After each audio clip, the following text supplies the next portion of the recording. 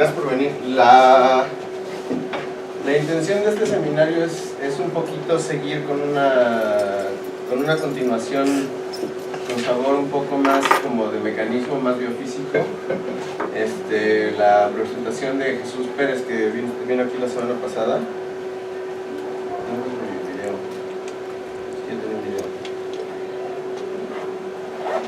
¿Lo abriste aparte, no? Pues lo abrí aparte, ahí estaba. Ahí está. Ah, no.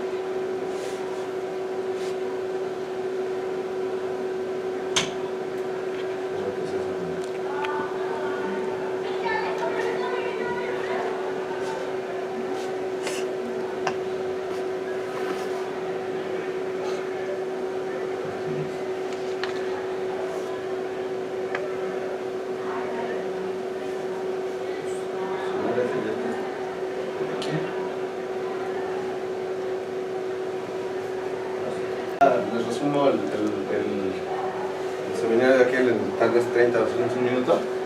La idea que discutimos la semana pasada fue que hay un paradigma relativamente nuevo experimentalmente con el cual se pueden hacer registros en los cuales uno está seguro de qué células está registrando y al mismo tiempo pueden ser muchas células. Estoy hablando de células del sistema nervioso.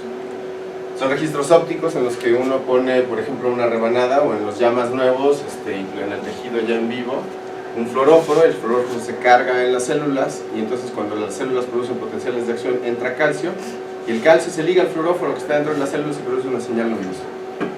Y entonces, pues uno puede estar seguro de que las células que uno está viendo son las células que generan la señal, porque a diferencia de la electrofisiología, donde uno tiene electrodos pero no sabe exactamente qué células vienen la señal, pues uno tiene la identidad. Ahora, el problema con eso es que hay una cuestión de resolución temporal que no discutimos, pero no había necesidad de discutir, que hace que se pierda un poquito el asunto de cómo es la actividad nerviosa, porque la resolución de estas cosas es de 6 Hz, 10 Hz a lo mucho, entonces 10 tomas por segundo, pero los potenciales de acción para poder agarrarlos con un registro se necesitan registros mínimos de 6 kHz, ¿no? O inclusive más, eso ya es como en el nivel más bajo. En realidad lo ideal es 10, 20 kHz. Entonces hay una cuestión que tiene que ver con observar la actividad a nivel de red y luego tratar de distinguir cómo es que los distintos conjuntos de células se van activando, coactivando, hay reverberaciones y cosas así, y fue lo que hicimos la semana pasada. Salió por ahí una pregunta, no sé si fue Alessio o alguien, que tenía que ver con qué posibles cambios podría uno ver en esas redes, porque hay manipulaciones farmacológicas que uno hace con esos tejidos, hay mímicas de estados patológicos que uno trata de estudiar para ver la dinámica de las células en algo que pareciera ser como Parkinson o alguna otra enfermedad.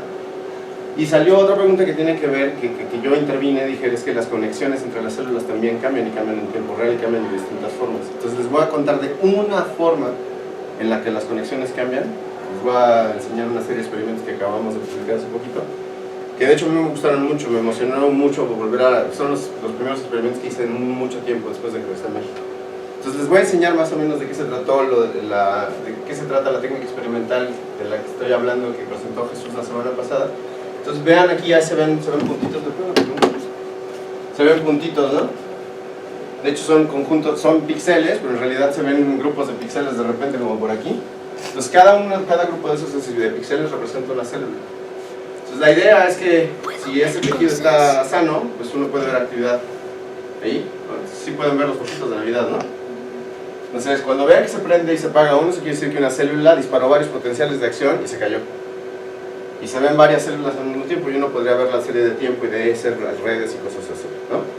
Entonces uno podría estar pensando que una manera de estudiar este tipo de fenómenos es como tomando un esquema de sistemas o al menos como de escala histológica, viendo la red y viendo qué es lo que pasa.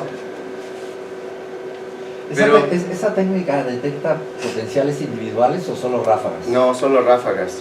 Detecta cuando te pones muy exquisito, a lo mucho 2 potenciales de acción en ráfaga, y es una frecuencia que ocurren en una frecuencia de no menos de 10 Hz dentro de la ráfaga.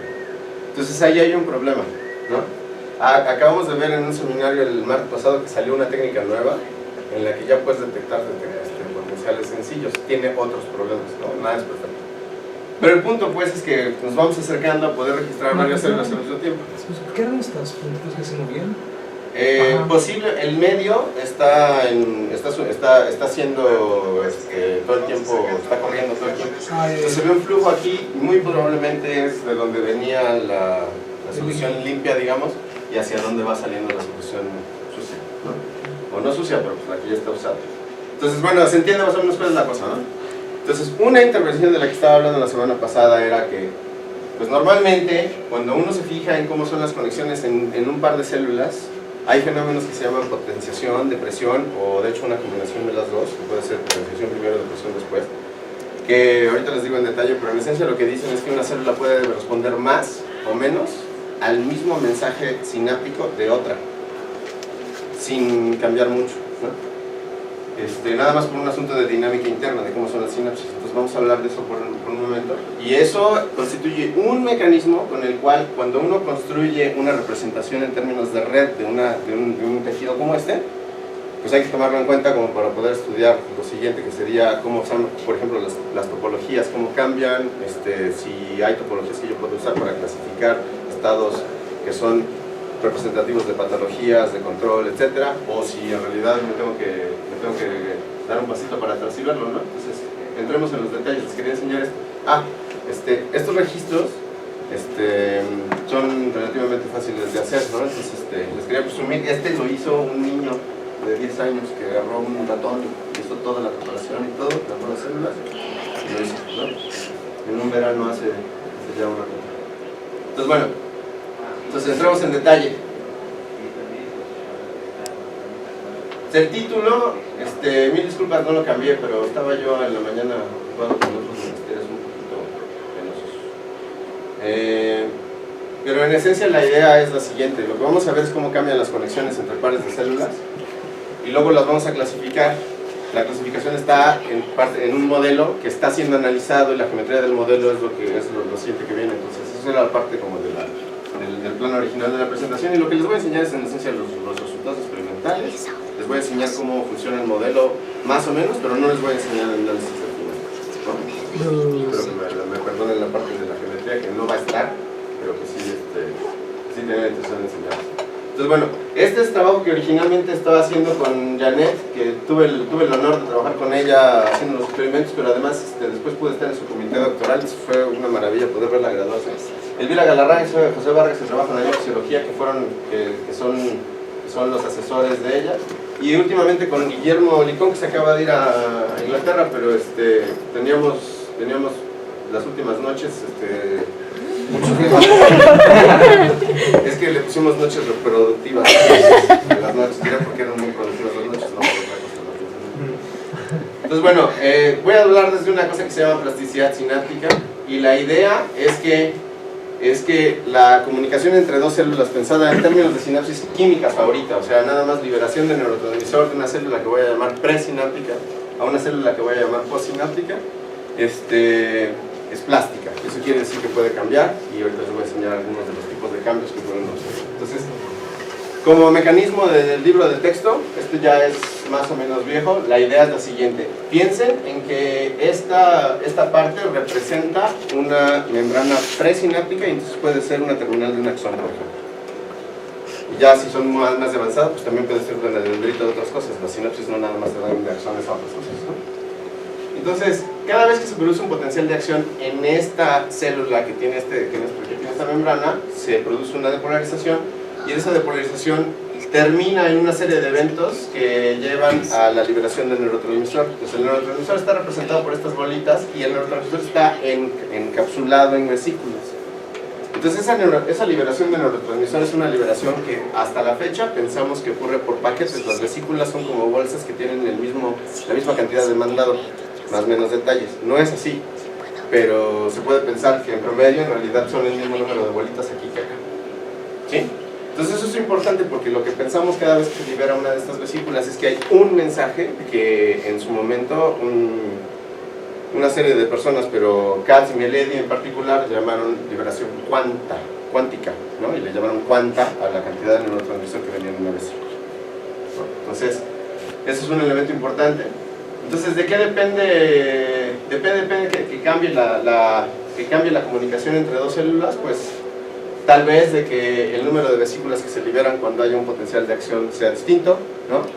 O tal vez que no necesariamente el número de vesículas se puede cambiar, porque a lo mejor el calcio que se necesita, que ahorita les voy a hablar más del detalle de eso, para que esto ocurra, en realidad entró en más o menos cantidad, y entonces incrementa o disminuye la probabilidad de que una maquinaria que se activa para liberar estas vesículas las libere.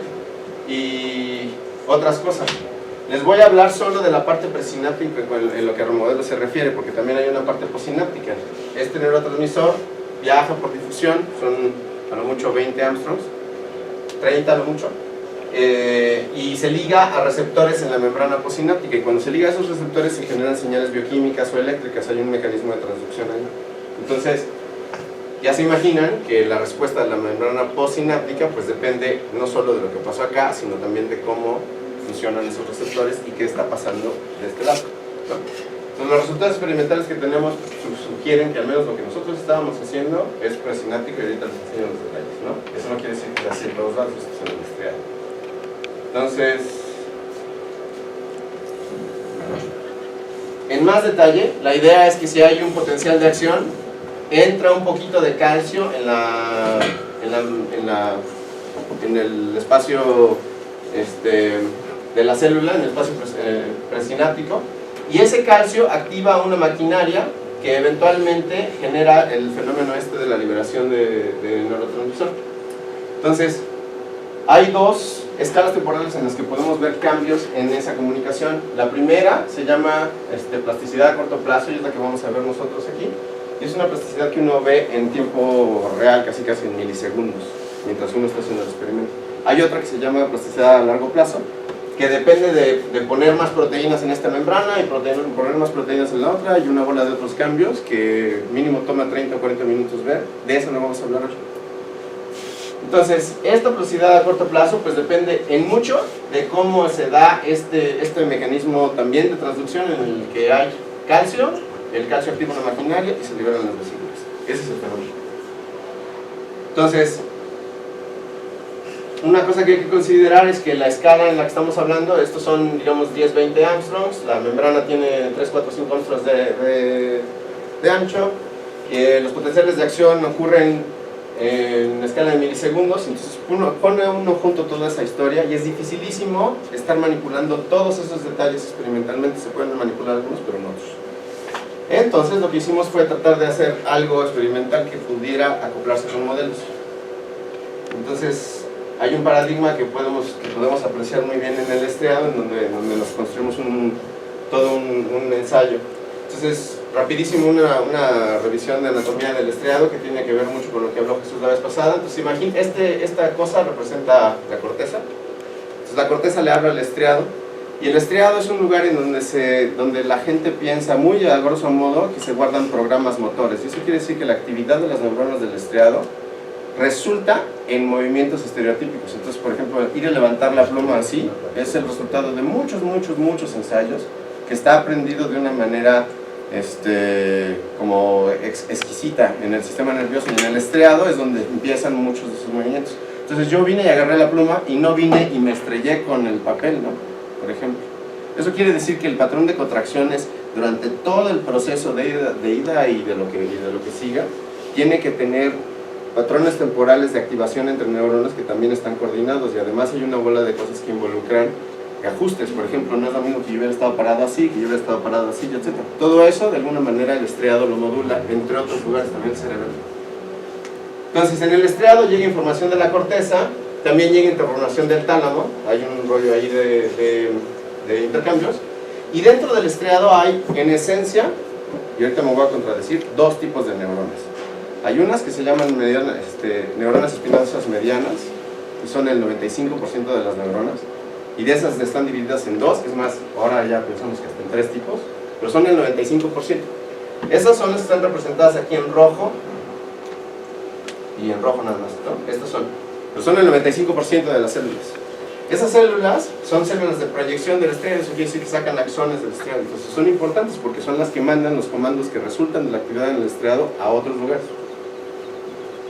Las estrellas del equipo, o como a mí me gusta más bien llamarles, los corebacks del equipo son las interneuronas, son neuronas que no tienen axones que salen del estriado, son neuronas que se quedan allí, y son 5% de las neuronas de todo el tejido, nada más.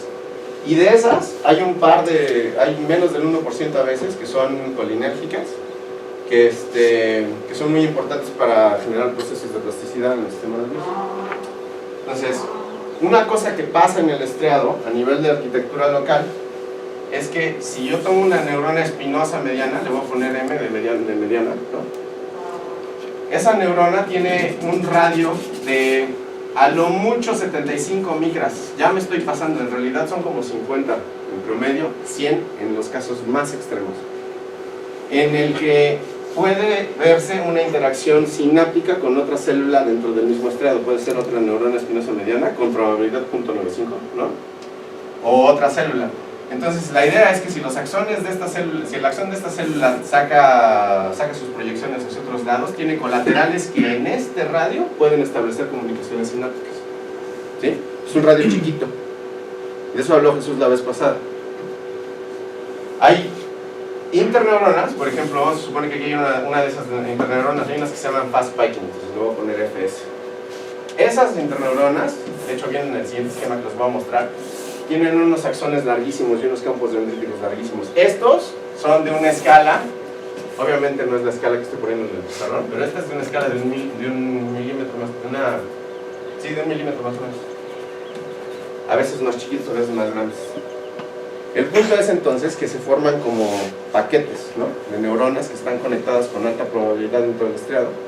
Y luego se forman conexiones de largo alcance que son facilitadas solo mediante las interneuronas. Y acuérdense que son poquitas. De hecho, eso es lo que uno usaría para definir qué es una interneurona contra qué es una de las M.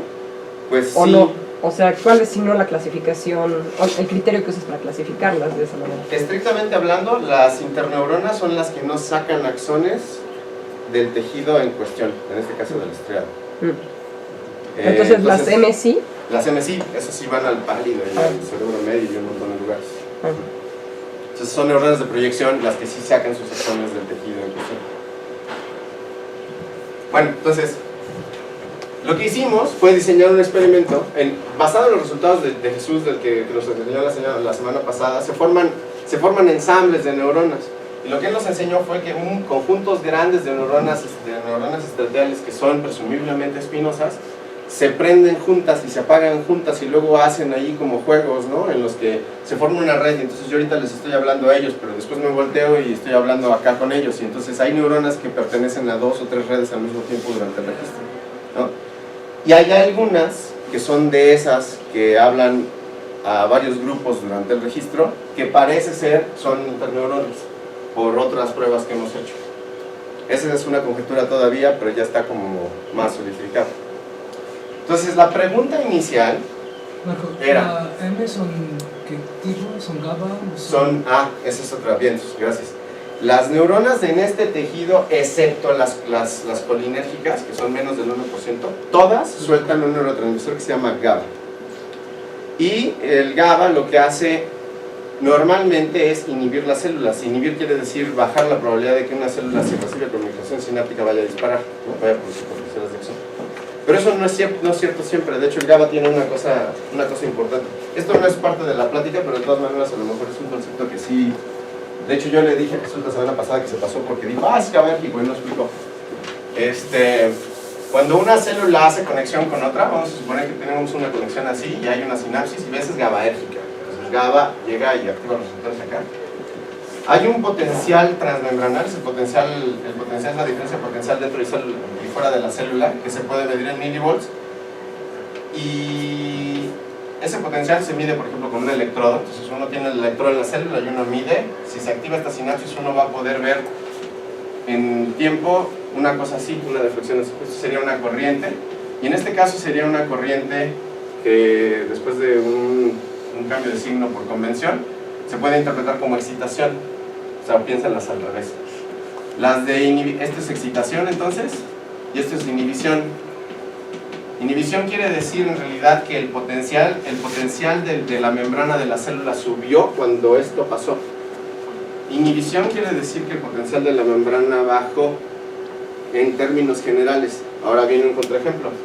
Esa excitación se puede voltear dependiendo de cuánto cloro haya afuera y cuánto cloro haya adentro. Hay un potencial aquí que se llama potencial de Nernst, que representa el nivel del potencial en el cual no hay flujo neto de cloro. Entonces, si el potencial de la célula está aquí, hay una fórmula que sirve para expresar la corriente esa que se ve allá, y esa corriente se ve en esencia como un factor que normalmente la gente le llama conductancia, aunque ya vimos en mi clase que las corrientes no son funciones lineales de voltaje, pero ahorita piensen que sí, ¿no? Que se ve como es una función de la diferencia del potencial de la célula y el potencial de cloro de la célula. Entonces fíjense en esta diferencia. Si el potencial de la célula está por arriba del potencial de cloro, esta diferencia es positiva. La ecuación que define el potencial de membrana es... ¿Sí se ve? Estoy mirando muy abajo. El potencial de membrana se ve más menos detalles como con un signo menos enfrente, una suma de corrientes y una capacidad por aquí. Entonces hay que estar volteando el signo a todo esto. Fíjense entonces cuál es la idea. Dependiendo de dónde esté este potencial con respecto al potencial del cloro, esto es positivo y entonces la contribución es negativa y yo tengo inhibición, por ejemplo, ¿no? Si el potencial está por abajo del potencial de Nernst de cloro, entonces yo tengo excitación y es el mismo neurotransmisor. Entonces hay veces que aunque sea GABA el neurotransmisor que se libera, ese GABA sirve para excitar a las células y reclutarlas y que se activen. Y ese mismo GABA es el que puede hacer que ahora las reclute uno y bajen y ya no disparen, ¿no? Más o menos detalles. Y todo depende de esta diferencia de potenciales que determina la corriente, determina el signo de la corriente. ¿Sí se entiende más o menos cuál es? Bueno, entonces, ¿cuánto varía BCL? Puede variar 10, 20 milivolts. Sí. Sí, depende. Entonces eso es importante.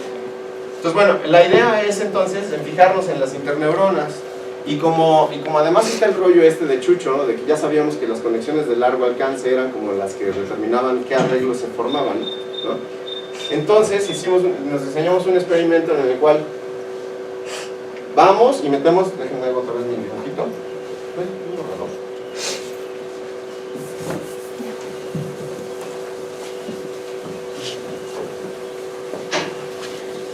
Entonces, el experimento es así. Si tenemos una neurona, tenemos una neurona espinosa mediana y vamos con el tejido como se los enseñé, uno puede ver las neuronas. Entonces vas con un electrodo y haces una cosa que se llama patch, que es como un besito, ¿no? El electrodo, la punta del electrodo está aquí, entonces llego con la célula, ¿no? Entonces ya tengo el registro de la neurona. Entonces este electrodo va al amplificador y yo puedo ver en el amplificador los potenciales de acción, ¿no? Por acá tengo otro electrodo para cerrar este circuito que es un electrodo de referencia. Entonces, yo puedo ir a empachar una célula aquí y de la corteza, el estriado es típico porque si uno corta bien las rebanadas, uno puede ver un racimo de axones que viene de la corteza que entra al estriado. Entonces ese racimo de axones viene como así y se ven unas rayotas a veces en el tejido, así a simple vista. Bueno, con el microscopio sin hacer tinciones, pues, o sea, no hay ninguna magia molecular al respecto, ¿no? Estas sí se ven, de hecho. Estas sí se ven. Ah, bueno, pero, bueno, sí, tus ojos. Entonces, si uno va a, digamos, 3, 4 milímetros, que más o menos da para el rango todavía como para poder ver en el microscopio como por dónde anda el electrodo de estimulación, nosotros podemos meter un electrodo de estimulación por aquí, meter un pulso de corriente y esperar, ¿no? Con nuestro desear, si quieren, que esa estimulación active estas células que eventualmente liberen un poquito de glutamato acá, ¿no? Entonces, lo que estábamos pensando era pues, que a lo mejor iba a ser difícil y probó ser medio difícil y medio fácil estimular aquí y ver la respuesta sináptica acá. Pero fíjense, entonces, si nosotros hacemos eso, pues entonces podemos registrar respuesta posináptica y preguntar cómo cambian las respuestas dependiendo de la estimulación. Deberías explicar qué es glutamato. Ah, sí. Libera glutamato ahí. Ah, claro. Entonces, el glutamato es otro neurotransmisor. es el neurotransmisor que va a venir de la corteza y ese sí es excitación. Entonces piensen que el glutamato que viene de la corteza va a excitar lo que encuentra acá. Bueno, ahora la idea es la siguiente. Fíjense cómo estaba escrito el esquema. Les dije, me alejo para poner mi electrodo de estimulación y me aseguro de que además la célula esté como por allá, ¿no? ¿Por qué? Porque si yo estimulo aquí y yo veo el tiempo que tardo en ver la respuesta posináptica en mi célula, yo puedo determinar si era una conexión de largo alcance o de corto alcance. Entonces puedo hacer otro experimento que es todavía más difícil. Este no estaba tan fácil, en el que estimulo aquí. Presumiblemente esos axones de la corteza le pegan a una de mis interneuronas, que a lo mejor tenía un campo dendrítico que iba y le pegaba a esta, ¿sí? Eso sí estaba más difícil. Y entonces ver la respuesta postsináptica aquí, pero es una respuesta postsináptica de segundo orden, ¿no? Alguien dijo, pues mejor ve y encuentra las interneuronas y les pegas a las interneuronas de volada, ¿no? Sí, pero es que ahí lo que requiere es salirme del campo visual de donde tengo a la neurona que estoy pachando, y entonces ese es otro boleto, ¿no? Sí se puede, pero es más difícil. Entonces optamos por la primera y dijimos, pues a ver, todavía Janet se puso a hacer cuentas y ya se imaginan, ¿no? A ver, ¿cuántas interneuronas son? Pero no sé qué, ¿no? Y cuando nos dimos cuenta de la probabilidad de que hubiera un golpe así de carambola de dos bandas, ¿no? Ah, no va a salir, y sí salió. Entonces esta es una prueba de que sí salió. Aquí hay un registro, esta es una neurona espinosa mediana, este es un protocolo de estimulación, se ve como una cajita, pero en realidad son varios pulsos así, de distintas alturas. Lo que pasa es que no se alcanzan a ver, ¿no? Entonces, para cada pulso de corriente yo tengo una respuesta, que sí se ven distintas, y si la corriente es lo suficientemente alta, pues alcanzo a ver potenciales de acción. Y de hecho, ya que empecé a ver potenciales de acción, si subo tantito más la corriente, puedo ver todavía más potenciales de acción por unidad de tiempo, y hay una bola de cosas que ya pasan después, ¿no?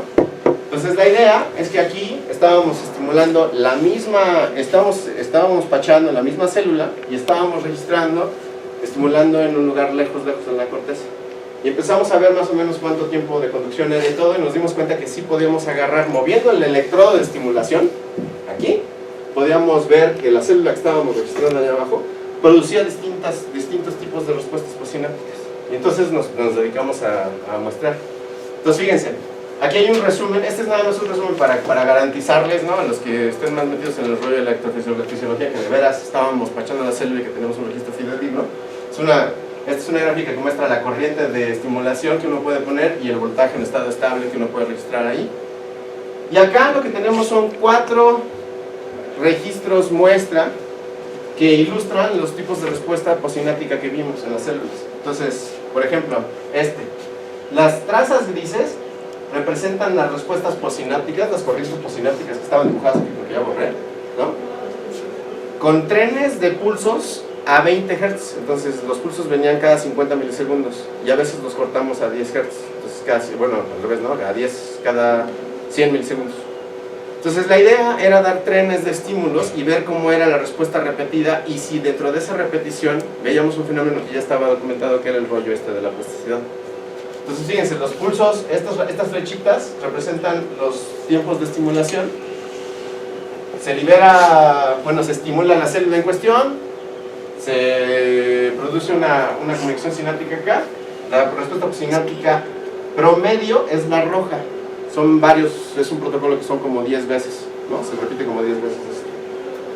Y entonces lo que uno puede ver con la roja, si normalizamos con respecto al pico del primer pulso, entonces el primer pico siempre va a ser 1, se puede ver con la roja que todos los demás en promedio se fueron para abajo. Eso se llama depresión.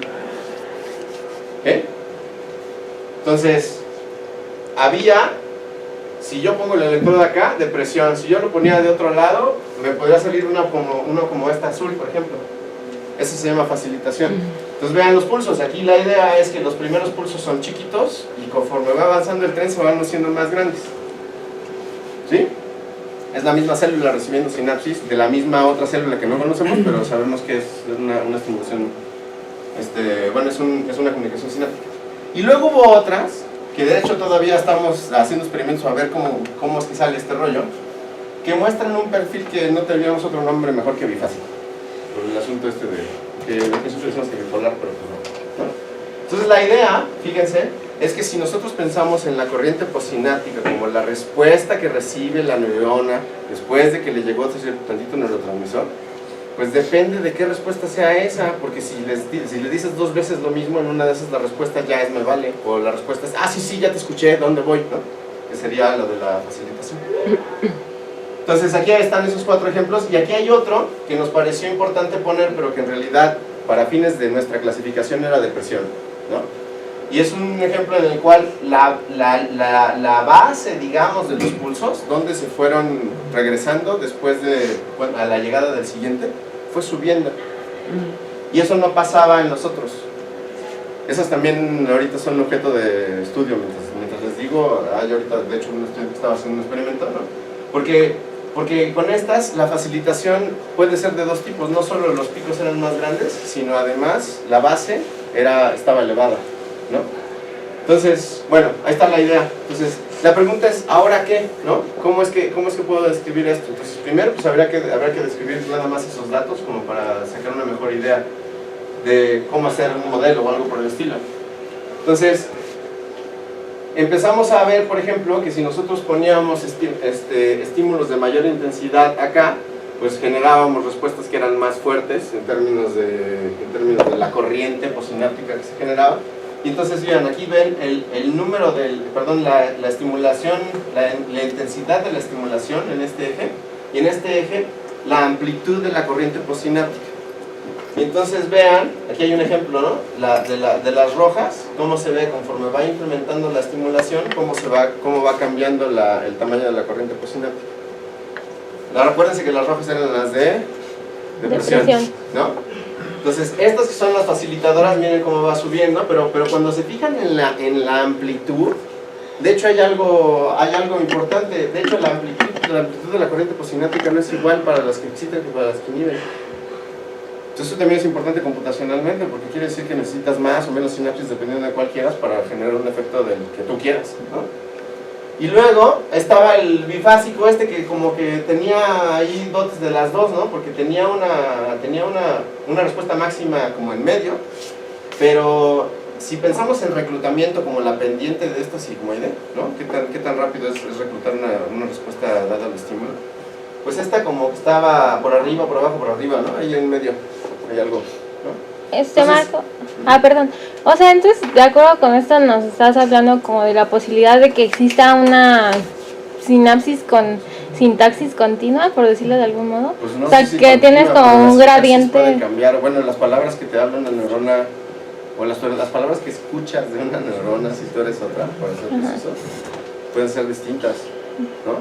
Y no estamos hablando todavía de manipulaciones que tengan que ver con modelación de serotonina, dopamina y ondas así, ¿no? Es nada más como estaba en el Porque, bueno, estaba pensando con una analogía, o sea, digamos que en general la perspectiva que se tiene es la discreta de que sueltas el neurotransmisor y eso va a codificar un mensaje, ¿no? Pero no sé si la frecuencia de soltar el neurotransmisor pueda codificar igual distintos significados, porque eso sería totalmente análogo a la ontogenia del lenguaje.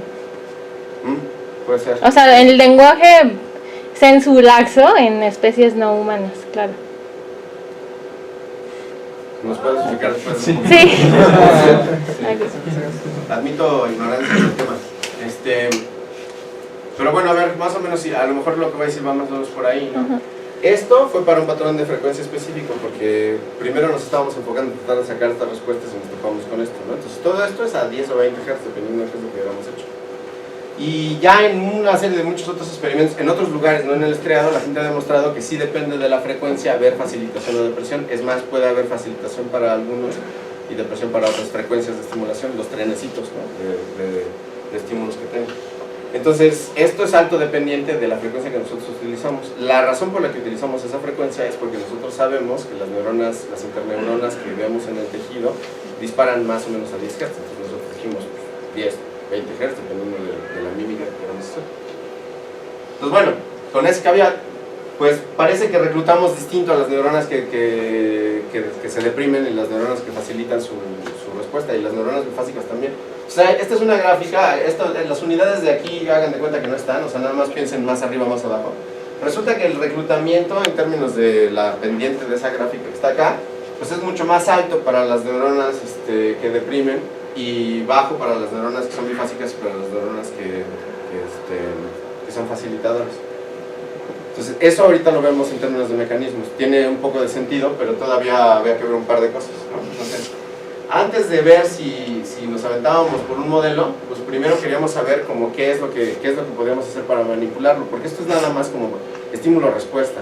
Y caracterizar el estímulo y la respuesta así nada más iba a tener algunos agujeros si no teníamos una manipulación con la que pudiéramos meter la mano un poco con los mecanismos.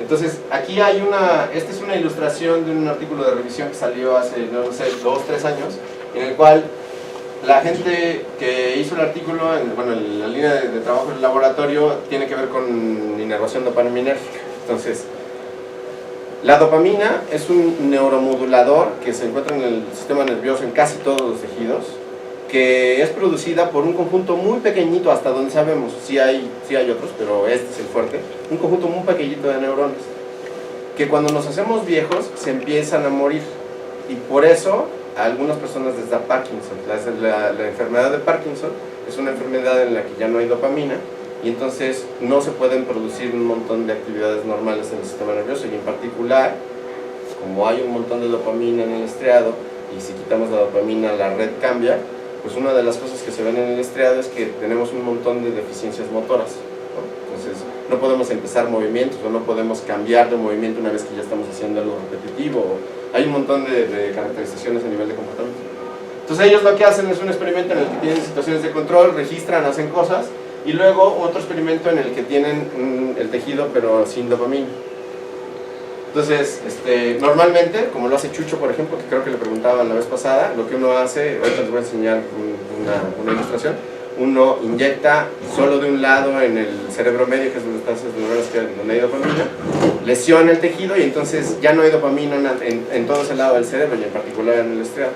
Entonces uno puede ver síntomas como los que ve en un paciente de Parkinson, pero en ratones o en ratas. Entonces ellos ven que cuando eso pasa, las interneuronas FS, que son las que les estaba diciendo hace rato, cambian su conectividad de tal manera que ahora la probabilidad de que inerven más neuronas espinosas es mayor cuando no hay dopamina, o sea, digamos en Parkinson.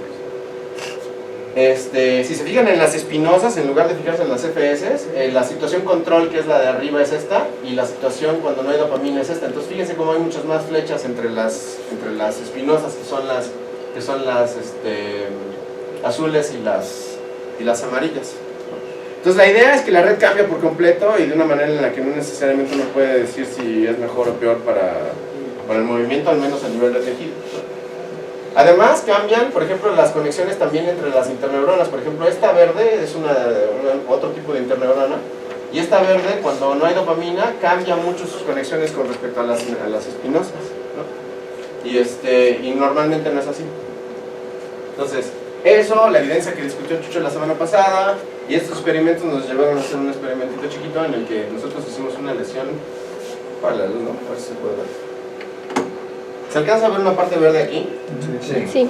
Mil disculpas, o sea, si uno hace zoom y se ve en la pantalla de la computadora, sí se ve. Pero aquí, así, está el cerebro de un ratón en corte coronal. Entonces, este es un lado. Y lo que vemos es una tinción en la cual estamos preguntando si hay o no dopamina en el tejido. Entonces lo que ven es que de un lado no hay, y del otro sí. Esa es la inyección de la que se estaba hablando. Entonces esto es después de 2 semanas en las que un ratón, le metimos una inyección de ácido, literalmente. Entonces ese ácido deshace el tejido en el cerebro medio, se echan las células dopaminérgicas. Eso es como ácido, ¿no? Y entonces cuando nosotros se fijan si hay dopamina o no en cualquier otro lugar del cerebro, pues no hay del lado donde estuvo la inyección, si estuvo bien la inyección, si no, no. Entonces otra prueba que se hace para asegurarse de que de veras la inyección estuvo bien es poner el ratón en un lugar abierto donde se pueda mover, y lo que pasa con el ratón es que se empieza a dar las vueltas solito, no puede dejar de dar vueltas. Entonces ven cómo las vueltas para el mismo lado y para el lado contrario cambian. Esta es la prueba conductual que dice que la inyección estuvo bien. ¿Esto es relacionado al hecho de un estriado que está aquí? El estriado el izquierdo, derecho. ya no funciona, entonces das vueltas solamente de un lado. ¿No? Pues digamos que funciona distinto, ¿no? Ok. Sí, pues o sea, ya está produciendo algo que se ve en condiciones patológicas, ¿no? Sí, no quiere decir que eso es Parkinson, pero ya, dentro del laboratorio sí decimos ese es el ratón parkinsoniano, ¿no? Que tiene los síntomas de él. Bueno, entonces, con eso hicimos el mismo experimento y ahora preguntamos cómo se ven las plasticidades que registramos en estas neuronas, pero en el ratón normal y el ratón parkinsoniano, y vean la diferencia. Entonces aquí hay dos columnas, ¿no? La columna izquierda muestra los esquemas de plasticidad que vimos, bueno, las plasticidades que vimos en neuronas control, y estas son las neuronas que vimos en el ratón lesionado. Ya son promedios. Entonces eso quiere decir, en principio, fíjense cómo cuando empezamos a ver, por ejemplo, cómo se ven los cocientes esos de la corriente, de la amplitud de la corriente con respecto al primer pulso. Para las que deprimían no hubo mucha diferencia, más o menos fue la misma tendencia. Las dos gráficas de estos dos están como traslapadas, ¿no? Pero en cambio, cuando nos fijamos en las que facilitan su comportamiento, las neuronas que tenían el tejido parkinsoniano, digamos, sí muestran un incremento en la cantidad de facilitación como después del cuarto pulso. Cabe recalcar que las ráfagas de potenciales de acción de estas neuronas en condiciones normales están por ahí en medio, entre 5 y 10 pulsos, dependiendo de la actividad. Entonces, para las bifásicas también hubo un incremento. Entonces esto está un poquito en línea con lo que les mostré en el trabajo de revisión y otras cosas que nosotros ya sabíamos, que dice más o menos que hay una compensación en términos de actividad en las neuronas cuando ya no hay dopamina. En general, como que sube el nivel de actividad de todos. Entonces, para cuantificar un poco más cómo se veía eso, y eso tiene que ver ya un poco con los mecanismos, en este eje, en toda esta tercera columna, en este eje lo que vemos es amplitud media de la corriente presináptica contra la varianza. Y eso es porque históricamente, y porque además un revisor lo pidió, ¿no? Un análisis que hicieron Millet y Katz hace mucho tiempo, y después Katz en una serie de papers que tienen 80.000, 5.000 millones de citas, ¿no? Pues compararon media contra varianza, porque hay un rollo aquí estadístico que tiene que ver con una variable aleatoria binomial y una bola de cosas en las que importan la media y la varianza, ¿no?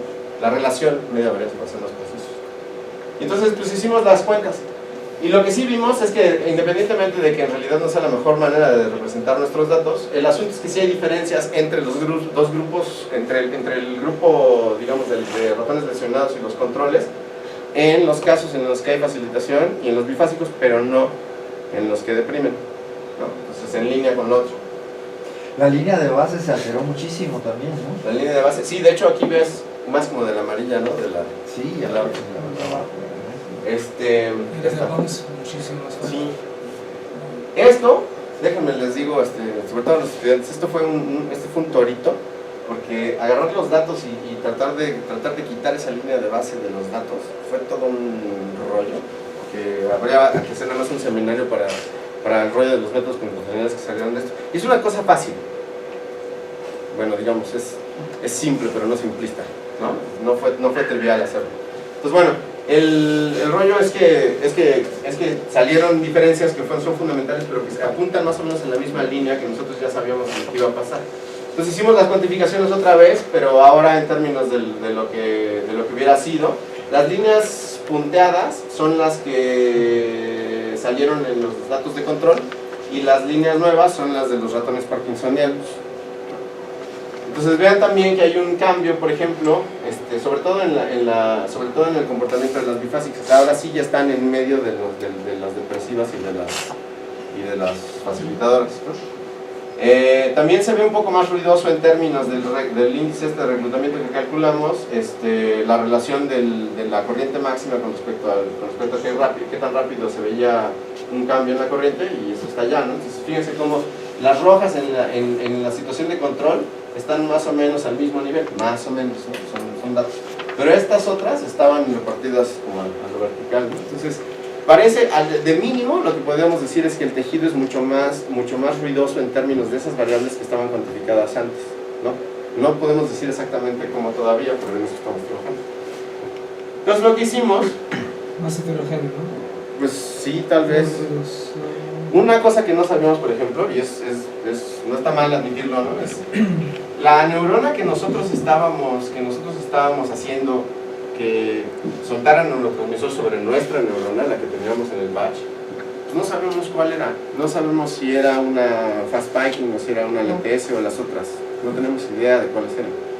Y en la Argus experimental que nosotros fijamos el voltaje de la neurona que estábamos utilizando, que estábamos registrando para poder ver las respuestas sinápticas independientemente del concentración de cloro, de GABA y eso. Y lo que vimos fue que pareciera ser que las neuronas que estaban en una tinción que hicimos, que las neuronas que estaban activas cuando nosotros estábamos estimulando son las neuronas que de hecho sueltan serotonina y tienen una bola de cosas que no estaban documentadas. Entonces no sabemos qué neuronas son las que estaban haciendo la facilitación, la depresión, la bifásica. Entonces y en la algunos posición, casos, ¿mande? entonces la posición en donde pusieron la cosa con la que estimulaban no tiene tanta información. Lo importante es a qué neurona le La pegaron. única información era que estaba lejos, Ajá.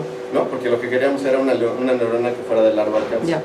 Marco, y cuando repetías el experimento y podías estar afectando otra neurona, ¿veías diferencias? Hubo una en la que yo llegué a Janet y le dije exactamente, ya ver Janet, ¿no? Presta. Entonces yo agarré y me puse, ya estaba una célula pachada y acababa de sacar el primer registro, entonces todavía tenía tantito tiempo para volver a hacerlo. Entonces yo agarré y me fijé más o menos en 3 lugares, los marqué, hay una forma de marcarlos electrónicamente. Y entonces me fui poniéndolas así, ¿no? Y vi que nada más de cuenta, el del medio, de repente yo veía facilitación, depresión, entonces a veces cuando yo ponía el electrodo de estimulación, yo estaba estimulando a lo mejor otro tipo de neurona que no era la primera, ¿no? Entonces eso va en línea con lo que estoy diciendo. Ahorita todavía estamos viendo qué es lo que está pasando, qué tipos de interneuronas son y todo, ¿no? Entonces bueno, el otro experimento que Pero comencé después puedes más fácil- clasificar los tipos de respuesta que puedes obtener. Sí, bueno, al menos la respuesta sí, ¿no? Entonces, fíjate, lo que estamos tratando de hacer ahorita es ir ahora con electrodos y ver si podemos agarrar las neuronas nada más por cómo se ven, y estamos viendo sobre las colinérgicas ahorita porque son unas cosas así, ¿no? Y vamos a ver si esas son nada más facilitadoras o depresoras. Ya nos cayó. ¿Con marcadores de los axones no pueden recurrir al revés? No, porque los marcadores lo ponen en Intentamos con una técnica que involucra un retrovirus o sea, inyectas un virus de rabia y le pones un marcador que active esta cosa como que activa su capacidad de flujo retrógrado. Retrógrado en realidad quiere decir, se empieza a ir hacia donde se puede en la neurona. Entonces se va hacia las dendritas si la neurona se activa. Entonces intentamos con uno de esos para ver si podemos ver después de un cierto rato cómo llegaba acá, pero el problema es que eso se tiene que hacer en vivo, porque en vitro eso no te aguanta la rebanada más de 6 horas. Y con lo del virus tienes que esperar como 1 o 2 días. Entonces hay como limitaciones de esas, dices, es que si yo pudiera meter el virus y ver las neuronas, ¿no? Pero no pudimos. Entonces estamos en eso, estamos tratando de identificar cómo está el asunto. Lo que estamos haciendo es que visualmente, pues ahora estamos marcando electrónicamente dónde estamos, y entonces nos estamos moviendo y estamos diciendo, esta, ¿no? Y ahora el problema es que casi todas las que hemos agarrado y que hemos estimulado a mano, digamos, no resultan en respuestas postsinápticas. Fíjate que vaciado.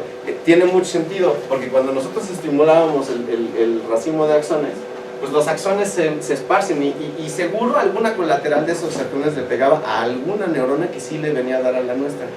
En cambio, si nosotros nada más vamos con esa, Pues la probabilidad no iba.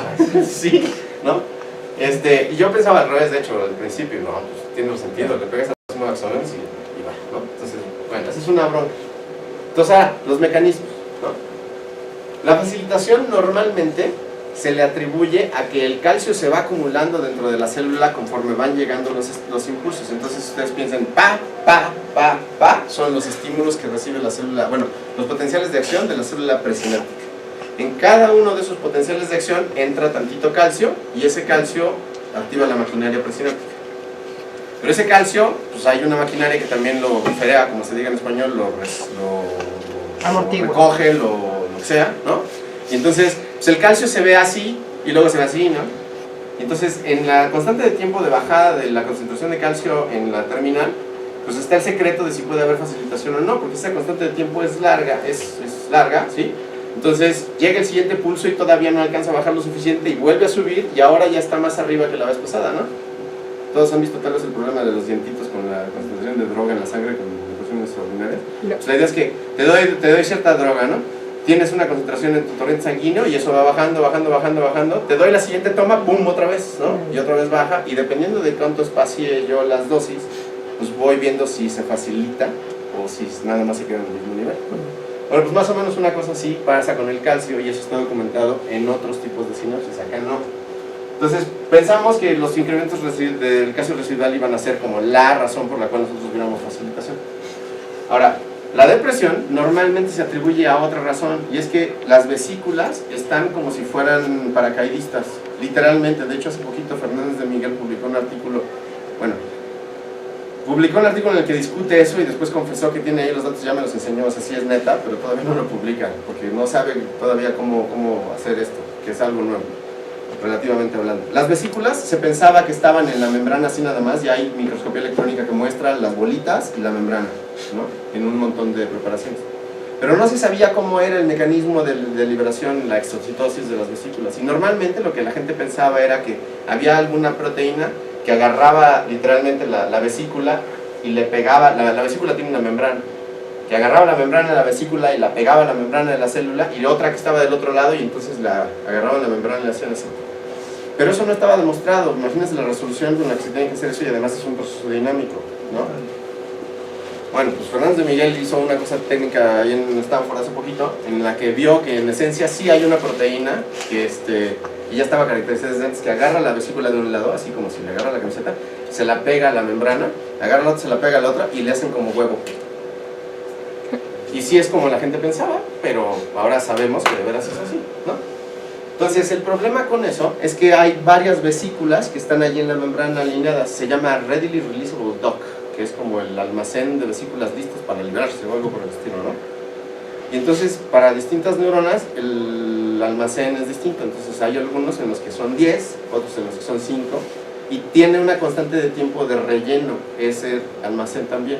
Entonces si llega un potencial de acción y se sueltan una o se sueltan dos, pues pasa cierto tiempo para que esa 1 o 2 vuelvan a reemplazarse con otra vesícula que ya llegó de otro lado. Y hay almacenes, o sea, la célula tiene bastante, pero el asunto es que de repente está. Entonces, la depresión, normalmente la gente lo explica como que se te acabó el almacén mientras la estimulación llegó, no te alcanzaste a recuperar, ¿no? Y si la estimulación se alarga un poquito, pues te recuperas más y no ves que baja tanto la cantidad de neurotransmisor que se libera, y por eso la respuesta no baja. Esa es la explicación más o menos. Dijimos, pues chido, vamos a hacer un modelo, ¿no? Cabe mencionar que ya hay un montón de modelos por ahí en la literatura, pero sorprendentemente no encontramos modelos en los cuales hubiera este rollo así de sencillo de, a ver, lo que voy a ver es nada más las vesículas y el calcio, así, ¿no? Hay modelos probabilistas, pero no un rollo como de diagnóstico. Entonces, no sé si se ve, pero esto es una eta, esto es una X y esto es una P. Entonces la idea es que si la P representa la probabilidad de liberación de una vesícula en el almacén de vesículas listas para liberarse, y X es una cantidad normalizada de vesículas listas para liberarse, entonces piénsenla como 0 o 1, en realidad es como si fueran 10 o 5, ¿no? Entonces el producto de esos dos números, así como pensando muy binomialmente, debería de ser el número esperado de vesículas liberadas por potencial de acción, ¿no? En un solo potencial de acción. No es totalmente independiente la liberación, pero hay rasgos que más o menos que lo dicen, ¿no? Entonces dijimos, pues va por ahí de una vez, ¿no? Entonces, ahí está lo que les acabo de decir. Y la idea entonces es que pues, construimos un sistema muy sencillo en el que en principio decimos, a ver, por ejemplo, fíjense en las pesos ahorita, ¿no? Si ahorita no ven este término, pues esta es una, y además no ven este término, lo que ven es el cambio en P, es una función lineal de P, ¿no? Y eso ya saben cómo se comporta, se va hacia P infinito con una constante de tiempo tau, P, ¿sí? Ahora, introducimos ahí una funcioncita extra que tiene una delta, y esto es en los tiempos en los cuales hay un potencial de acción, se activa este término, y este término lo que hace es subir un poquito la probabilidad de liberación, con un factor H sub K, ¿no? Y este otro término que está acá es porque hay un montón de experimentos, incluidos por ejemplo los del premio Nobel de Hershey y Huxley, en los cuales las curvas se ven como que alcanzan una asíntota que tiene facha exponencial y uno puede como ajustar muy bien los datos de la cola, pero los experimentos empiezan así, Entonces, quien ya lleva ecuaciones podrá decirme, no, pues entonces esa es una ecuación lineal, tiene que ser como una logística o algo así, ¿no? Entonces, por ejemplo, para canales, la gente le ha puesto potencias a la P y la dinámica es lineal y luego le pone P a la N para poder agarrar la colita, ¿no? Pero en realidad es una función como más logística. Entonces nosotros pusimos ese término ahí para poder capturar eso que sí nosotros estábamos viendo que es el principio de una sigmoide que eventualmente se estaciona en una asíntota por allá arriba. ¿Las X infinitas y Y infinitas son constantes o funciones? Son por ahorita constantes, pero ahorita hablamos de la dependencia, ¿no? Entonces la suposición aquí es que tengo una cierta dinámica que va como de incrementos en contra de la constante del tiempo que hace que te vayas para abajo, ¿no? Bueno, lo mismo pero al revés si pensamos en la cantidad de vesículas listas para liberarse, ¿no? Entonces, en ausencia de algo que tenga que ver con la ocurrencia de pulsos, X se va hacia su valor restable, que en este caso sería como tener lleno el almacén, ¿sí? Y cuando se empiezan a producir pulsos, pues se liberan cierto número de moléculas, de vesículas, que es tanto como bajar el valor de X, y ya, ¿no? Bajamos el valor de X, pues dependiendo de la llegada de los pulsos, y ese es este término que está acá. Y otra vez, por si acaso salió una sigmoide que nos salió por ahí, un término que tenía que ver con dinámica no lineal, más como logística, ¿no?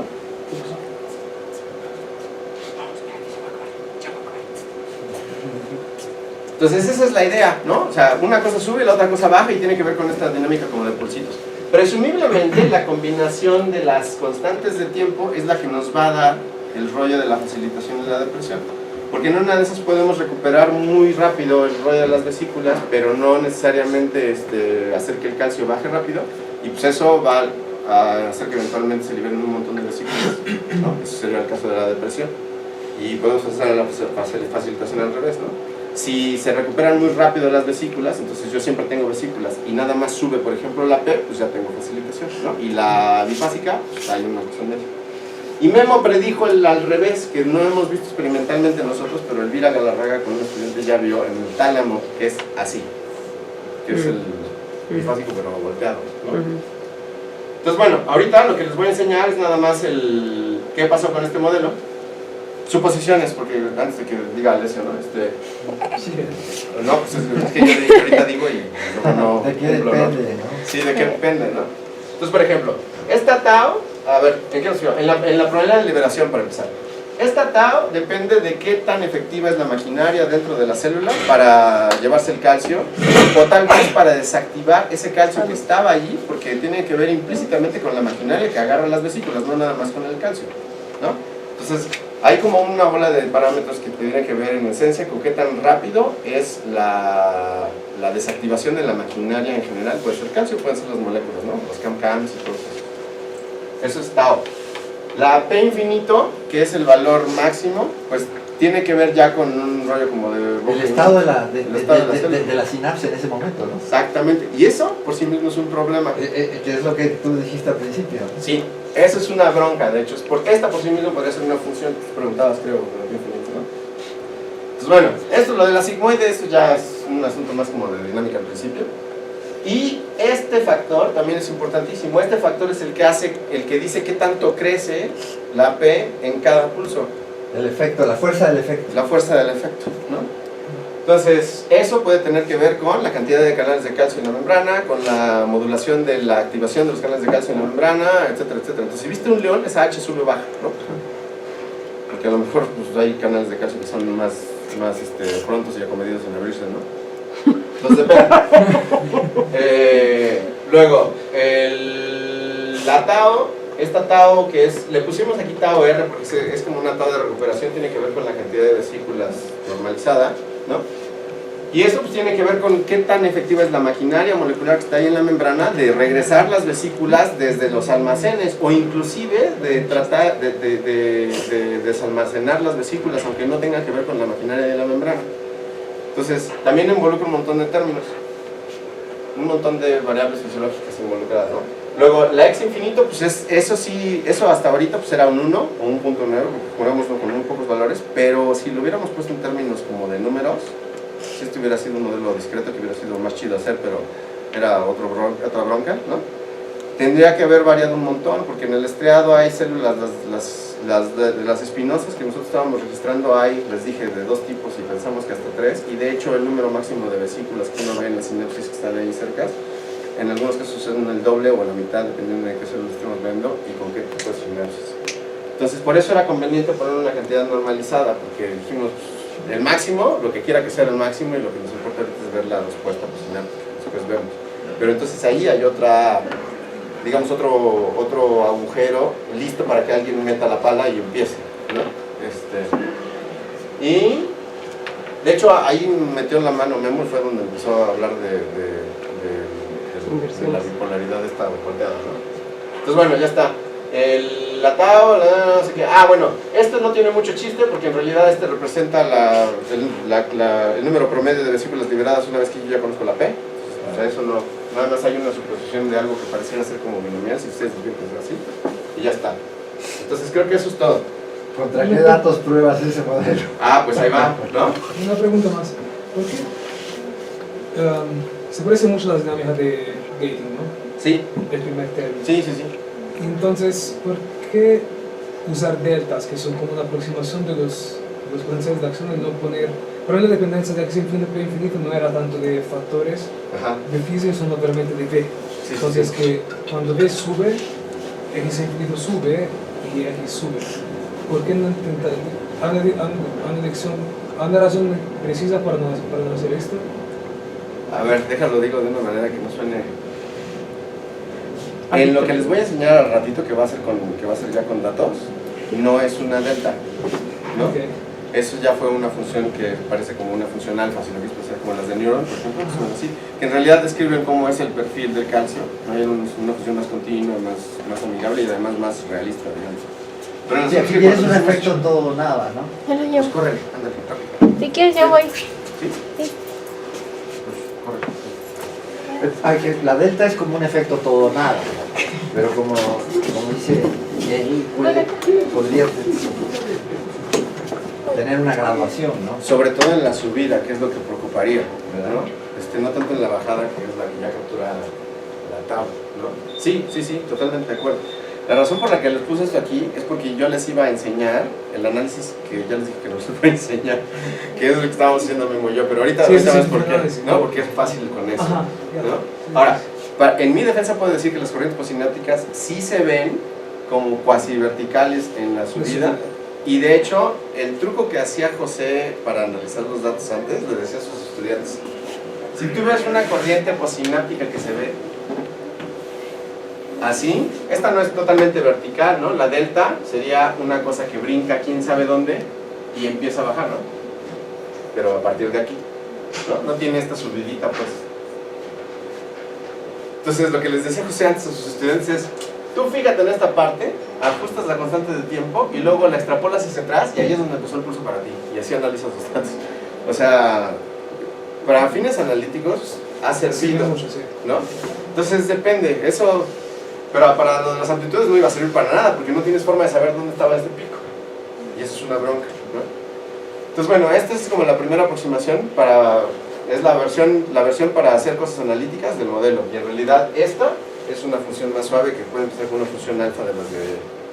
Es como una función que tiene 2 constantes de tiempo, una de subida y una de bajada, ¿no? O podría estar en interior de X infinito y P infinito. Exactamente, puede ser la... pero esa no la hicimos, nosotros la hicimos por separado, depende, es como el análogo de la concentración de calcio como función del voltaje. ¿Sí? Entonces, para los que les dé curiosidad, pues una función que se vea más así pues sería, por ejemplo, E a la 1 menos T sobre tau multiplicado por T sobre tau o algo por el estilo, y por una heaviside de T, ¿no? Para que nada más fuera positivo el rollo de este lado, ¿no? Si no, lo tienen simétrica del otro y nada más les importa el importante. Bueno, el punto es que ese es más o menos el modelito, y entonces lo que hicimos, la pregunta de Humberto, ¿no? ¿Contra qué lo vamos a comparar? Bueno, si nosotros tenemos las corrientes postsinápticas, ahí les va un rollo que hace que por poco no se gradúe la Janet. Las dendritas de estas células, pues hagan de cuenta que son así, son varias y se ramifican, y entonces si viene un axón de una neurona, en realidad no hace una sinapsis, hace 10 sinapsis, se llama contacto sináptico, el de una célula con otra. Entonces, el contacto de esta célula con esta otra tiene 1, 2, 3, 4 sinapsis, ¿no? Cuando se produce una corriente postsináptica en este pedacito de la membrana, se propaga, porque esto es como un cable, y si no hay otra cosa rara en el camino, porque eso que normalmente no es así, si se produce un pulsito así, bueno, estoy pensando al revés, ¿no? ¿Sí? Cuando se propaga por acá, ya llega como así, ¿no? Más chaparro, más alargado, y eso es por, ustedes lo pueden hacer con ecuaciones de cable, pueden ver que así se pasa los cursos. Ahora imagínense que son varios, y que cada uno de esos se activa con cierta probabilidad P, porque además hay otra probabilidad de la que no estamos hablando. Esas son las probabilidades en una sinapsis.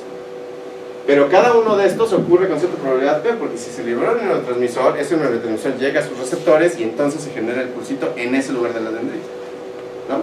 Y son 10 o 20 dendritas en los que se pasa. Lo que nosotros teníamos es un electrodo aquí. Entonces lo que nosotros estamos registrando es una cosa como continua que refleja las propagaciones de todo eso, integrado y además manipulado y mangoneado, porque ya es como el mandado que nadie quiso. Sí, aquí hay canales, ¿no? Se desamplifican de diferente manera dependiendo de por qué rama vienen, ¿no? Exactamente. Y eso nada más pensando que no hay otras cosas, porque luego aquí hay canales de potasio y de calcio que hacen que se vuelvan más grandes, más pequeños, más chaparros, más gordos. Entonces nosotros estamos registrando el efecto postsináptico, ¿no? Es una limitación experimental fuerte. Y no hay forma de darle la vuelta a menos que tuviéramos más electrodos como para muestrar en otros lugares de las dendritas y darnos una idea de cómo es la propagación en el camino, ¿no? Todavía no hay bonito, como decía un amigo español, que haya hecho algo que mapee realmente cómo es que son las distribuciones de canales en las dendritas. Entonces tampoco sabemos, si quisiéramos hacerlo con un modelo de Neuron, con distribución espacial, todavía no sabemos cómo son las distribuciones de canales de otras cosas que hay en las dendritas, los posibles factores no lineales de amplificación o de desamplificación de las señales. Entonces lo que nosotros tenemos es la versión postsináptica de eso, ¿sí? Entonces lo que hicimos fue decir, bueno, ese tipo de paradigma, si lo aplicas en el esquema más clásico del músculo, de la junta neuromuscular, que sería neurona con músculo, más o menos funciona con los datos que tiene Millet, ¿no? Dijimos, pues órale, lo que vamos a hacer es ver cómo se ven esos, y lo que vamos a suponer es que las corrientes, como estamos cerca del potencial de reversa de las corrientes que estamos registrando, casi todas son gabáricas, entonces dijimos, esa corriente se va a ver más o menos detalles. Yo protesté ahí porque a mí no me gusta el rollo este de las funciones lineales, sí, pero no importa. Dijimos, esta va a ser nuestra expresión para la corriente postsináptica. Entonces, esta G va a tener un perfil que dependa de X y de P. Entonces, va a ser una cierta constante multiplicada por el producto de X por P, ¿no? Entonces, noten que estoy agarrando todo como si fuera periódico, lo estoy poniendo en una caja, lo estoy haciendo así, y entonces ya estoy poniendo todo ahí, ¿no? Eso es justo y necesario decirlo.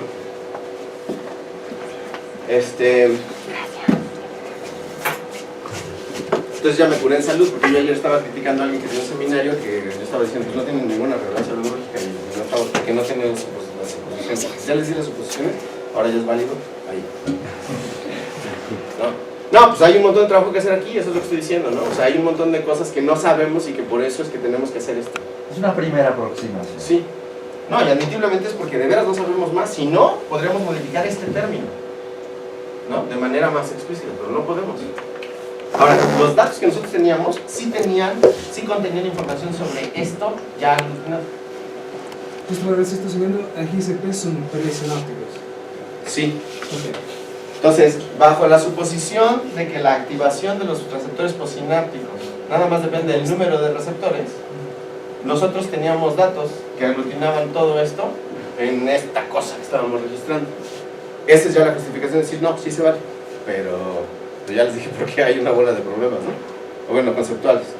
Bueno, aunque también, como dijiste al principio, no estás tomando en cuenta la modulación que vas a tener por el efecto postsináptico, ¿no? Claro. Que también va a tener va a ser sensible a un fenómeno semejante a lo que está ocurriendo en la presináptica.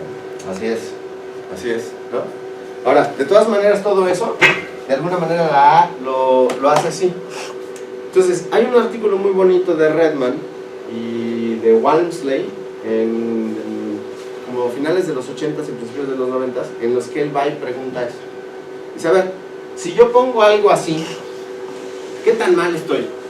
¿No? Y entonces él fue y de los primeros registros infrarrojos, era a principios de los 90, de los primeros registros infrarrojos que veía, fue y puso 2 o 3 electrodos en las dendritas. Esta era una célula piramidal en corteza, una receta así grande, ¿no? Entonces fue y puso electrodos a lo largo de la célula piramidal, y lo que vio fue que él no tenía forma, sabiendo cómo eran las corrientes en distintos lugares de las dendritas, que era tanto como ponerlo en el soma, pero nada más lejos, ¿no? Como para ver el proceso y pensar en una función de transferencia de aquí para acá o algo así.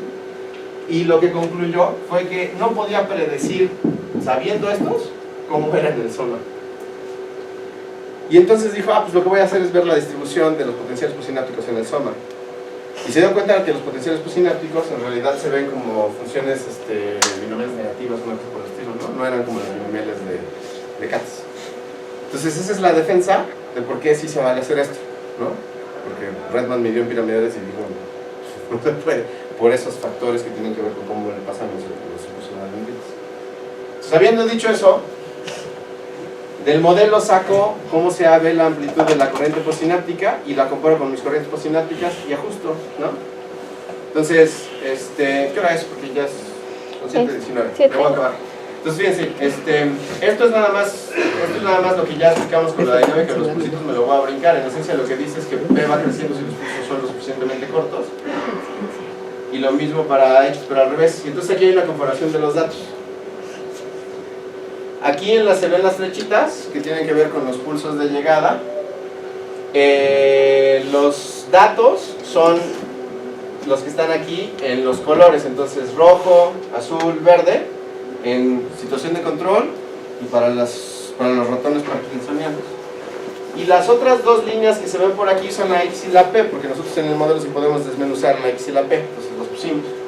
El producto de X por P pues es la línea que está sobrepuesta sobre la línea de color. Entonces pueden ver que más o menos algunos detalles ya de mucho ojo, al menos para la situación de control sí podemos afirmar cómo son las relaciones entre las constantes de tiempo, de facilitación y de depresión para reproducir esos resultados. Para las condiciones de la lesión no pudimos hacer un buen ajuste para las de facilitación y para las otras, las bifásicas. Y eso que salió aquí, que a lo mejor ustedes podrían pensar, bueno, pues no está tan mal el ajuste, ese fue moviendo el X infinito a más de 1. Y esto es muy interesante, porque eso lo que quiere decir es que lo que hicimos fue suponer que había más vesículas en los almacenes de liberación que en las situaciones de control. Y eso sí hay evidencia, que en ausencia de dopamina, las sinapsis en general se vuelven mucho más voluminosas en términos del número de vesículas que hay en la membrana, al menos para estos neuronas. Entonces, eso es una evidencia indirecta de que a lo mejor no estuvo tan mal mover el X infinito en el modelo. Ahora, era una trampota, porque si lo piensan, lo que estoy diciendo es que ahora mi asíntota no es 1, mi asíntota es más que 1, ¿no? Y entonces mi cantidad normalizada está como normalizada al 100%, ¿no? Está raro, pero pues, más o menos esa es la interpretación. Entonces la idea es que así de sencillo como estaba el modelo, sí pudo reproducir solo con esto, y eso quiere decir solo con suposiciones que tienen que ver con dinámica presináptica, cómo es que se facilitan o se deprimen o las corrientes que registramos ahí. Entonces ya está. En esencia eso es lo que les quería enseñar, ¿no? O sea, todo esto salió de hacer un modelo extremadamente simple con piquitos, ¿no? Con dientitos. Entonces la parte analítica esas se las guardo para después, que lo estamos haciendo Memo y yo para que quede bien bonita y ¿no? Entonces, en resumen, ¿no? Fíjense cómo lo que está pasando es que la misma neurona está recibiendo mensajes distintos, posiblemente de las mismas neuronas, porque no tenemos idea, pero sí no tenemos idea de qué neuronas estábamos registrando aquí en las PRES, pero sí sabemos que todas son interneuronas, ¿no? Entonces ese es el primer mensaje. Y el segundo es que si ustedes extrapolan a nivel de red esto, imagínense ahora cientos de células interactuando unas con otras. Y algunas disparan ráfagas de 3 potenciales de acción que la neurona que recibe interpreta como pa, pa, pa, ¿no?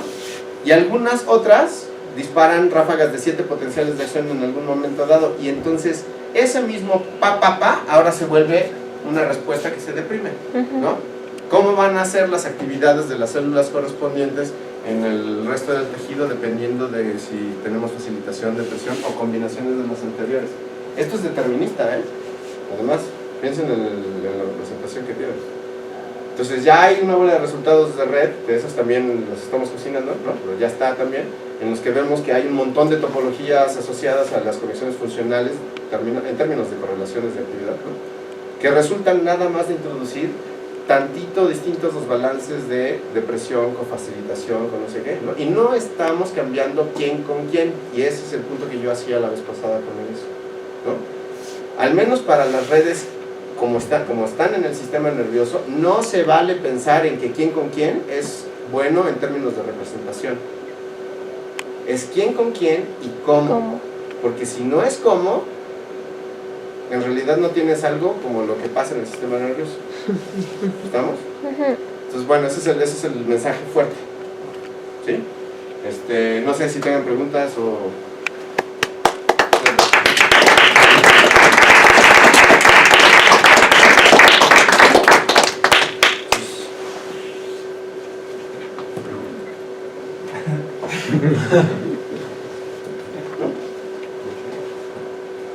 Bueno, un comentario entonces. Las siguientes sesiones del seminario, habrá algunas que sean como continuaciones de temas que tengan que ver con manipulaciones biofísicas de tejido, pero pensadas en términos de sistemas. Entonces, un poquito más como lo que enseñó Jesús en un principio, pero con las manipulaciones explícitas, porque lo que hizo él fue muy como de sistemas, muy así por arriba, ¿no? Esto, al menos en términos experimentales, es más como muy por abajo, ¿no? Es así, es un poco más de quién con quién, los electrodos allí, qué hice, qué no hice. Y entonces las siguientes que va a haber, que van a ser 2 o 3 más en algún momento, yo creo que en abril, mayo, no sé cuándo, van a tener que ver con una combinación de estos dos ahora, ¿no? De un poquito de biofísica, pero con redes ahora. O sea, ya digamos, la cereza en el pan. Ahora de eso. También va a haber algunas pláticas de ecología con ondas GPS para que les interese la georreferenciación. Ya tenemos 2 promesas, vamos a ver si se cumplen. Y no sé qué más. Por ahí va a haber otra cosa, posiblemente una sesión especial temprano. No sabemos, ¿no? Pero a lo mejor hay una sesión especial en algún momento, 1 hora antes, como a las 5, que también sea como de transmisión cinética, pero en otro organismo. Y ya, ¿no? ¿Qué más? ¿Tú sabes algún chisme más? ¿No? Pues ya creo.